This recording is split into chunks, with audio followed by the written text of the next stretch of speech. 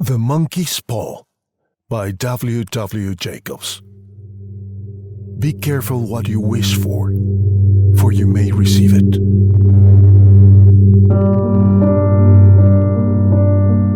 One. Outside, the night was cold and wet, but in the small living room the curtains were closed and the fire burned brightly. Father and son were playing chess. The father, whose ideas about the game involved some very unusual moves, putting his king into such sharp and unnecessary danger that it even brought comment from the white-haired old lady knitting kindly by the fire. "Listen to the wind," said Mr. White, who, having seen a mistake that could cost him the game after it was too late, was trying to stop his son from saying it. "I'm listening," said the son, seriously studying the board as he stretched out his hand. "Check." "I should hardly think that he'll come tonight," said his father, with his hand held in the air over the board. "Mate," replied the son. "That's the worst of living so far out," cried Mr. White with sudden and unexpected violence. "Of all the awful, out-of-the-way places to live in, this is the worst. Can't walk on the footpath without getting stuck in the mud, and the road's a river. I don't know what the people are thinking about. I suppose they think it doesn't matter, because only 2 houses in the road have people in them." "Never mind, dear," said his wife calmly. "Perhaps you'll win the next one." Mr. White looked up sharply, just in time to see a knowing look between mother and son. The words died away on his lips, and he hid a guilty smile in his thin gray beard. "There he is," said Herbert White, as the gate banged shut loudly and heavy footsteps came toward the door. The old man rose quickly and, opening the door, was heard telling the new arrival how sorry he was for his recent loss.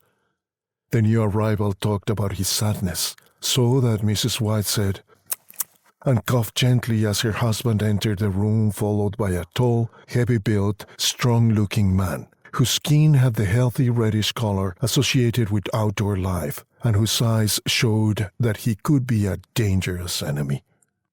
"Sergeant Major Morris," he said, introducing him to his wife and his son Herbert. The sergeant major shook hands and, taking the offered seat by the fire, watched with satisfaction as Mr. White got out whiskey and glasses. After the 3rd glass, his eyes got brighter and he began to talk. The little family circle listened with growing interest to this visitor from distant parts as he squared his broad shoulders in the chair and spoke of wild scenes and brave acts, of wars and strange peoples. 21 years of it," said Mr. White, looking at his wife and son. "When he went away, he was a thin young man. Now look at him." "He doesn't look to have taken much harm," said Mrs. White politely. "I'd like to go to India myself," said the old man, "just to look around a bit, you know." "Better where you are," said the sergeant major, shaking his head. He put down the empty glass and, sighing softly, shook it again. "I should like to see those old temples and fakirs and the street entertainers," said the old man. "Oh, what was that you started telling me the other day about a monkey's paw or something, Morris?"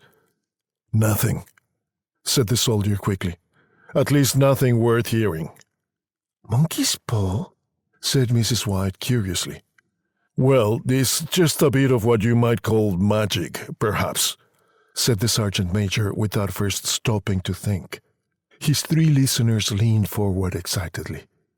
Deep in thought, the visitor put his empty glass to his lips and then set it down again. Mr. White filled it for him again.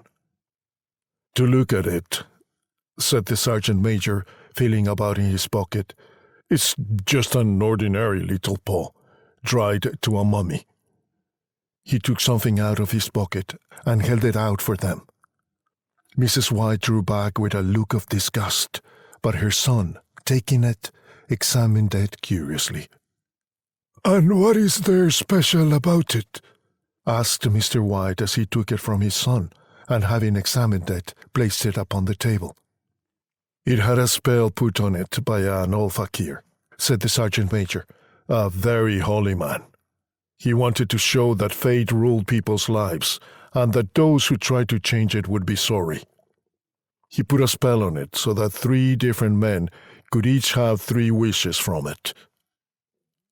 The way he told the story showed that he truly believed it, and his listeners became aware that their light laughter was out of place and had hurt him a little.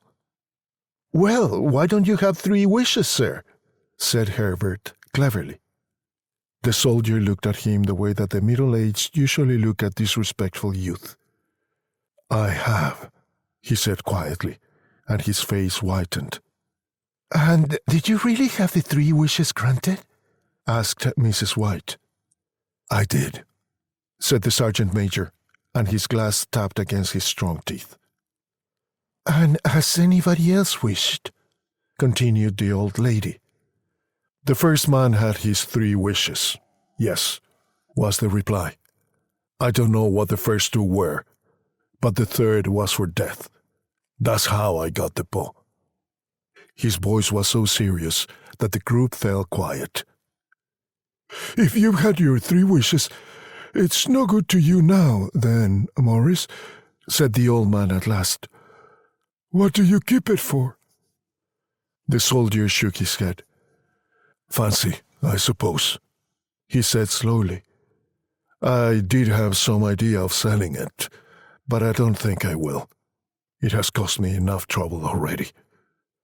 Besides, people won't buy. They think it's just a story, some of them, and those who do think anything of it want to try it first and pay me afterward." "If you could have another 3 wishes," said the old man, watching him carefully, "would you have them?"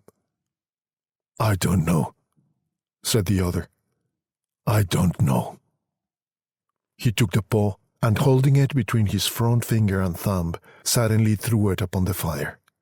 Mr. White, with a slight cry, quickly bent down and took it off. "Better let it burn," said the soldier sadly, but in a way that let them know he believed it to be true. "If you don't want it, Morris," said the other, "give it to me." "I won't," said the friend with stubborn determination. "I threw it on the fire. If you keep it, don't hold me responsible for what happens.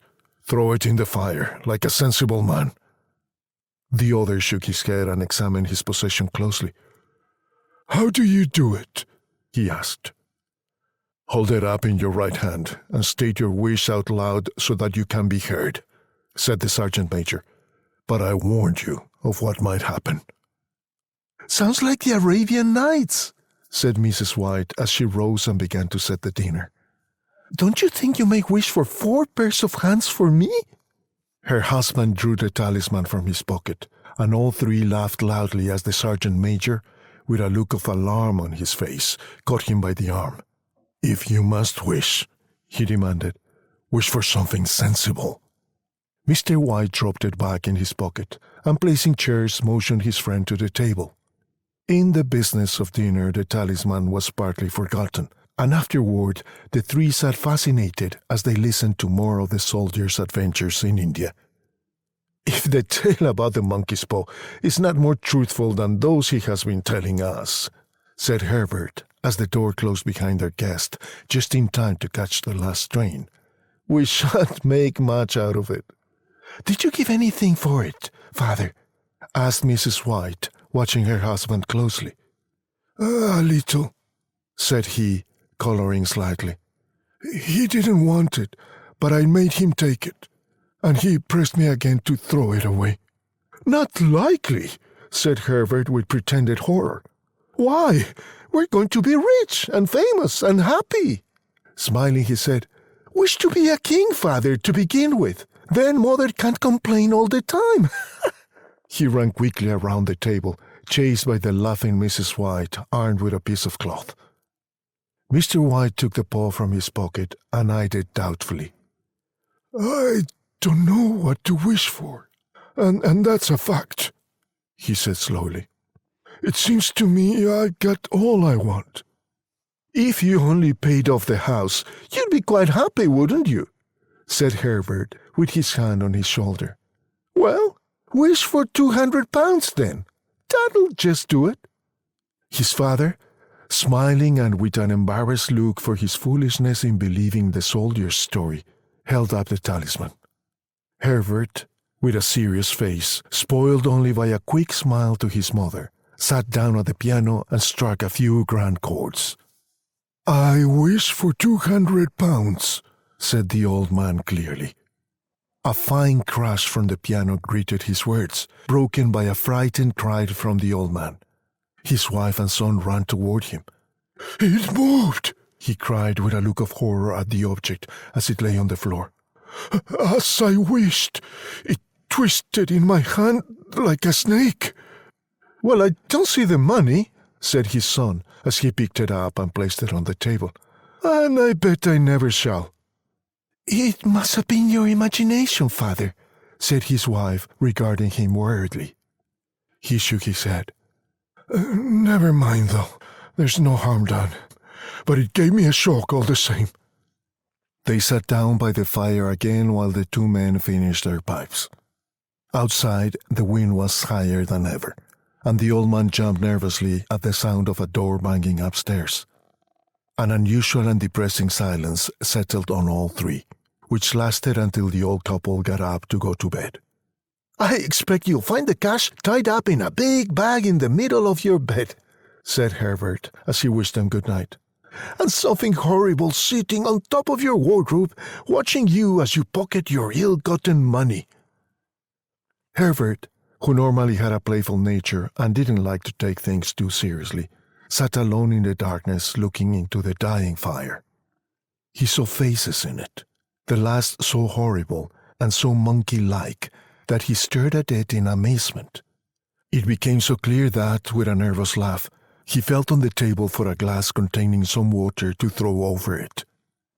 His hand found the monkey's paw, and with a little shake of his body, he wiped his hand on his coat and went up to bed. 2. In the brightness of the wintry sun next morning, as it streamed over the breakfast table, he laughed at his fears. The room felt as it always had, and there was an air of health and happiness which was not there the previous night. The dirty, dried-up little paw was thrown on the cabinet with a carelessness which indicated no great belief in what good it could do. "I suppose all old soldiers are the same," said Mrs. White. "The idea of our listening to such nonsense. How could wishes be granted in these days? And if they could, how could £200 hurt you, father?" "Might drop on his head from the sky," said Herbert. "Morris said the things happen so naturally," said the father, "that you might, if you so wished, not see the relationship." "Well, don't break into the money before I come back," said Herbert as he rose from the table to go to work. "I'm afraid it will turn you into a mean, greedy old man, and we shall have to tell everyone that we don't know you." His mother laughed, and following him to the door, watched him go down the road, and returning to the breakfast table, she felt very happy at the expense of her husband's readiness to believe such stories, all of which did not prevent her from hurrying to the door at the postman's knock, nor, when she found that the post brought only a bill, talking about how sergeant majors may develop bad drinking habits after they leave the army.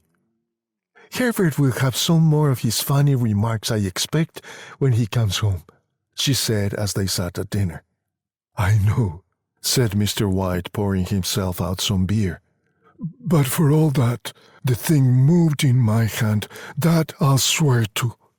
"You thought it did," said the old lady, trying to calm him. "I say it did," replied the other. "There was no thought about it. I had just... What's the matter?" His wife made no reply. She was watching the mysterious movements of a man outside, who, looking in an undecided fashion at the house, appeared to be trying to make up his mind to enter. In mental connection with the 200 pounds, she noticed that the stranger was well dressed and wore a silk hat of shiny newness.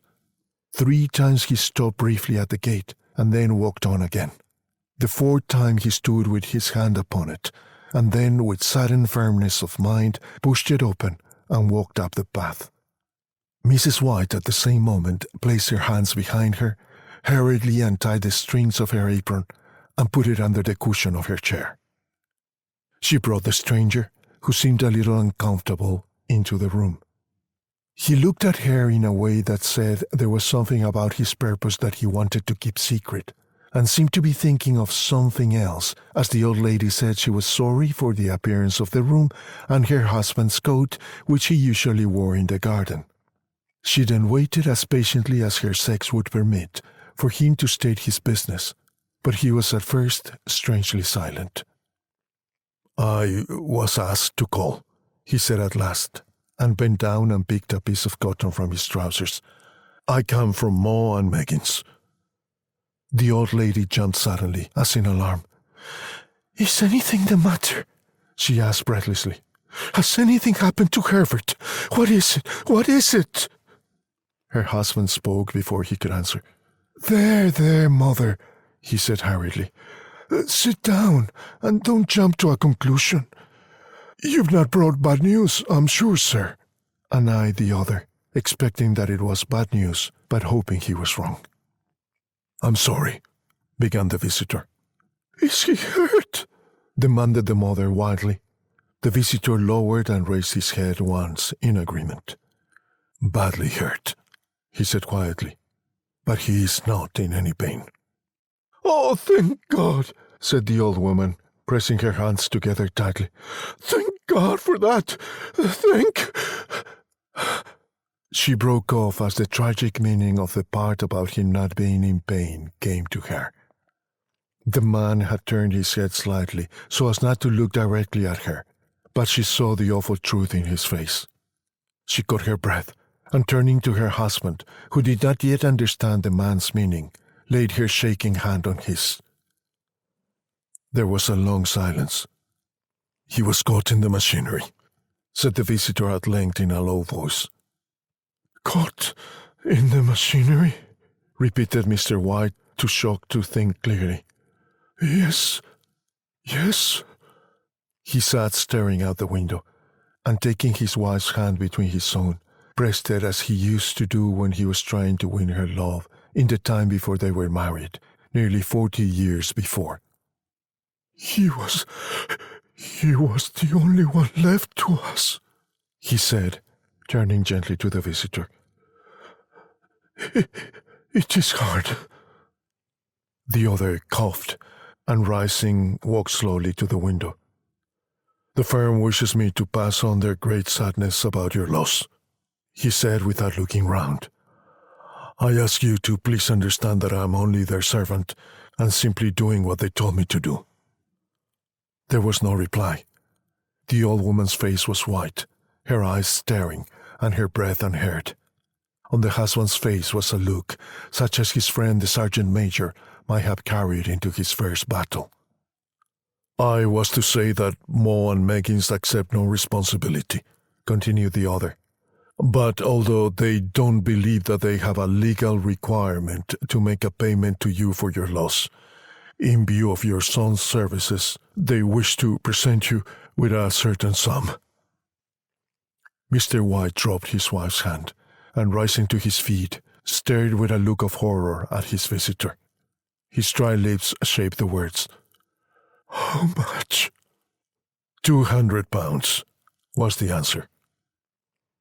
Without hearing his wife scream, the old man smiled weakly, put out his hands like a blind man, and fell, a senseless mass, to the floor.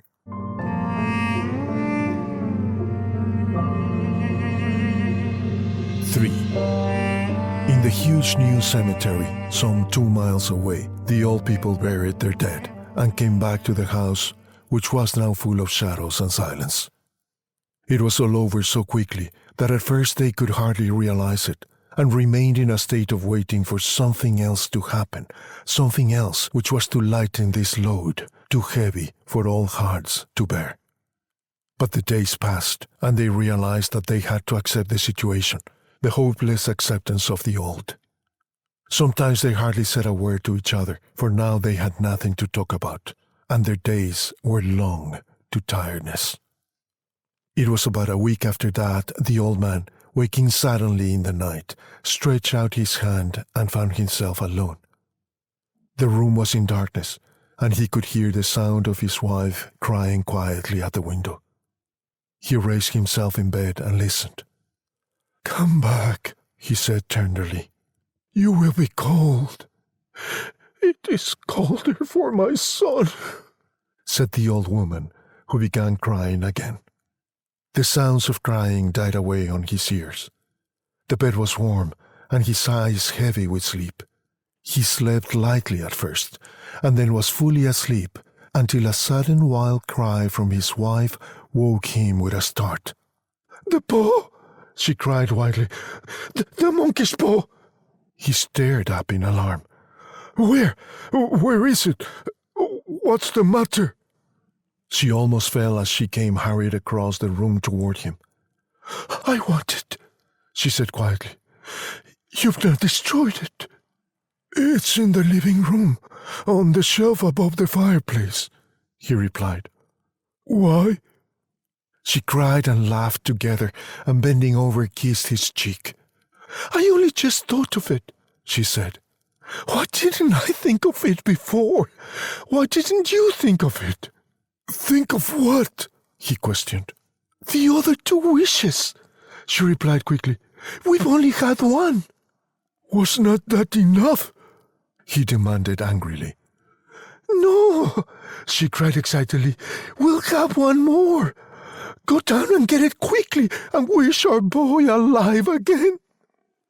The man sat up in bed and threw the blankets from his shaking legs. "Good God, you're mad!"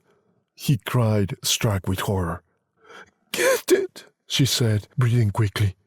"Get it quickly and wish. Oh, my boy, my boy!" Her husband struck a match and lit the candle. "Get back to bed," he said, his voice shaking. "You don't know what you're saying." "We had the first wish granted," said the old woman desperately. "Why not the second?" Coincidence," said the old man. "Go get it and wish," cried his wife, shaking with excitement. The old man turned and looked at her, and his voice shook. "He has been dead 10 days, and besides, I would not tell you before, but I could only recognize him by his clothing. If he was too terrible for you to see then, how now?" "Bring him back," cried the old woman, and pulled him towards the door. "Do you think I fear the child I have nursed?" He went down in the darkness and felt his way to the living room and then to the fireplace. The talisman was in its place on the shelf, and then a horrible fear came over him that the unspoken wish might bring the broken body of his son before him before he could escape from the room. He caught his breath as he found that he had lost the direction of the door. His forehead cold with sweat, he felt his way round the table and along the walls until he found himself at the bottom of the stairs with the evil thing in his hand. Even his wife's face seemed changed as he entered the room. It was white and expectant, and to his fears seemed to have an unnatural look upon it. He was afraid of her. "Wish!" she cried in a strong voice. "It is foolish and wicked," he said weakly. "Wish!" repeated his wife. He raised his hand. "I wish my son alive again." The talisman fell to the floor, and he looked at it fearfully. Then he sank into a chair, and the old woman, with burning eyes, walked to the window and opened the curtains. He sat until he could no longer bear the cold, looking up from time to time at the figure of his wife staring through the window. The candle, which had almost burned to the bottom, was throwing moving shadows around the room. When the candle finally went out, the old man, with an unspeakable sense of relief at the failure of the talisman, went slowly back to his bed, and a minute afterward, the old woman came silently and lay without movement beside him. Neither spoke, but lay silently listening to the ticking of the clock. They heard nothing else other than the normal night sounds. The darkness was depressing, and after lying for some time building up his courage, the husband took the box of matches and, lighting one, went downstairs for another candle. At the foot of the stairs the match went out, and he stopped to light another, and at the same moment a knock sounded on the front door. It was so quiet that it could only be heard downstairs, as if the one knocking wanted to keep their coming a secret. The matches fell from his hand. He stood motionless, not even breathing, until the knock was repeated. Then he turned and ran quickly back to his room and closed the door behind him. A third knock sounded through the house. "What's that?" cried the old woman, sitting up quickly. "A rat," said the old man shakily. "A rat. It passed me on the stairs." His wife sat up in bed listening. A loud knock echoed through the house. "It's Herbert!" she screamed. "It's Herbert!" She ran to the door, but her husband was there before her, and catching her by the arm, held her tightly. "What are you going to do?" he asked in a low, scared voice. "It's my boy! It's Herbert!" she cried, struggling automatically. "I forgot! It was 2 miles away! What are you holding me for? Let go! I must open the door!" "For God's sake, don't let it in!" cried the old man, shaking with fear. "You're afraid of your own son?" she cried, struggling. "Let me go! I'm coming, Herbert! I'm coming!" There was another knock, and another. The old woman, with a sudden pull, broke free and ran from the room. Her husband followed to the top of the stairs and called after her as she hurried down. He heard the chain pulled back and the bottom lock open. Then the old woman's voice, desperate and breathing heavily.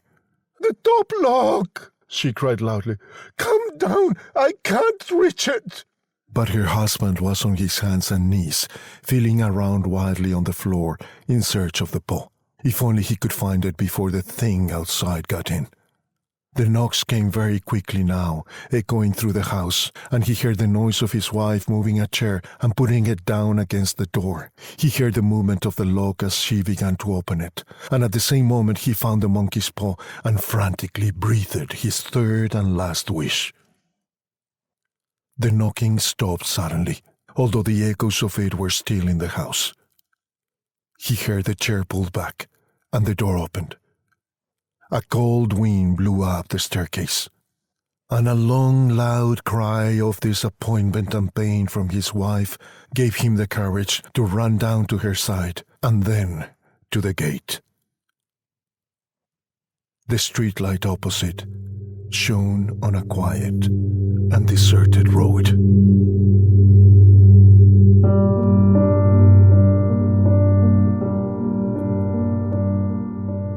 Thank you for listening. My name is Gabriel Porras. Visit me at GabrielVoice.com and RadiantWhispers.com to listen to more great stories like this one.